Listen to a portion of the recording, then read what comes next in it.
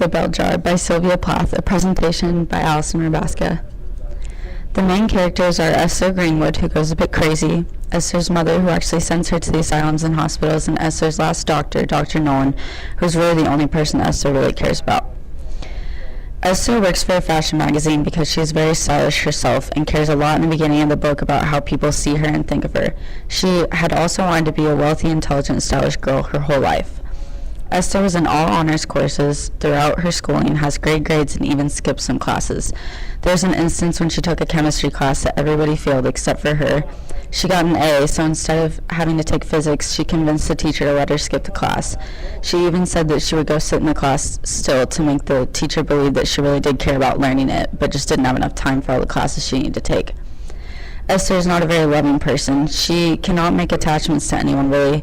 Whenever her mother would bring her flowers to the hospital, she would actually get mad and throw them away. She even requested to not have any more visitors.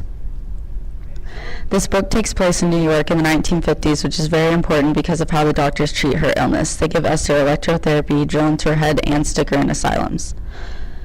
Esther is in conflict with herself. The author created this by showing Esther criticizing herself a lot, and she never really seems to know what she wants. She's also very depressed and lost all ambition for herself.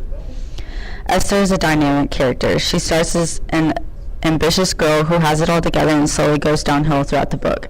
She actually becomes almost the complete opposite towards the end of the book from how she was in the beginning.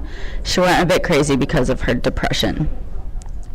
Esther had an epiphany when her boss, JC, asked her what she wanted to do with her life. This caused change because it was really the first time she realized she didn't have any ambition or want for herself. Sylvia Plath has a style to the book that is affected by Esther, the main character, and how she is depressed. That makes Sylvia have to write in a bit of a sad style that makes you feel bad for the character, and it's also a bit creepy because of the asylums and everything going on in the book. Created using Powtoon.